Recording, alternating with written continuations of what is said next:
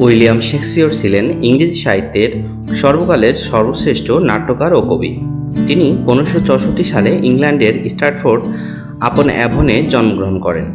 শেক্সপিয়রকে প্রায়শই bird of Avon বলা হয় এবং তার কাজগুলি বিশ্ব সাহিত্যের অন্যতম শ্রেষ্ঠ সম্পদ হিসেবে বিবেচিত হয়।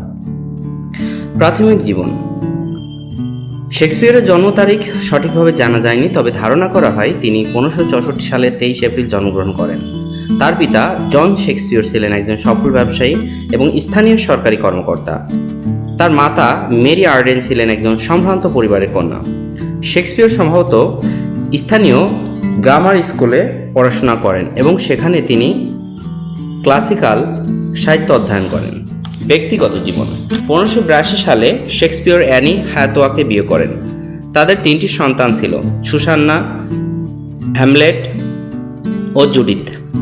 হ্যামলেট শৈশবে মারা যান, যা শেক্সপিয়রের জীবনে গভীর প্রভাব ফেলেছিল। কর্মজীবন।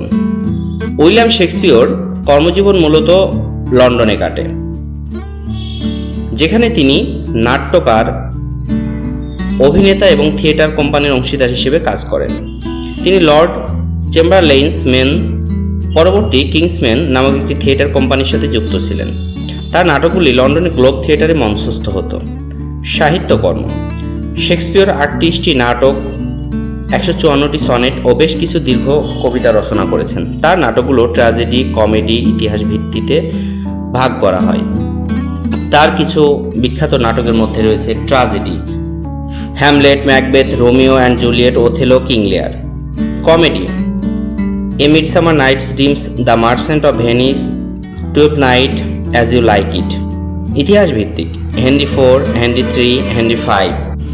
উইলিয়াম শেক্সপিয়র 1616 সালের 23 এপ্রিল একটি পার্টিতে গেলে তখন অতিরিক্ত শ্যাম্পেন পান করে আসার পথে মৃত্যুবরণ করেন। শেক্সপিয়রের সাহিত্যকর্মগুলি আজও বিশ্বজুড়ে পড়া, মঞ্চস্থ ও অধ্যয়ন করা হয়। তার ভাষা, চরিত্র সৃষ্টি এবং মানব প্রকৃতির গভীর বোঝাপড়া তাকে সাহিত্য জগতে অমর করে রেখেছে।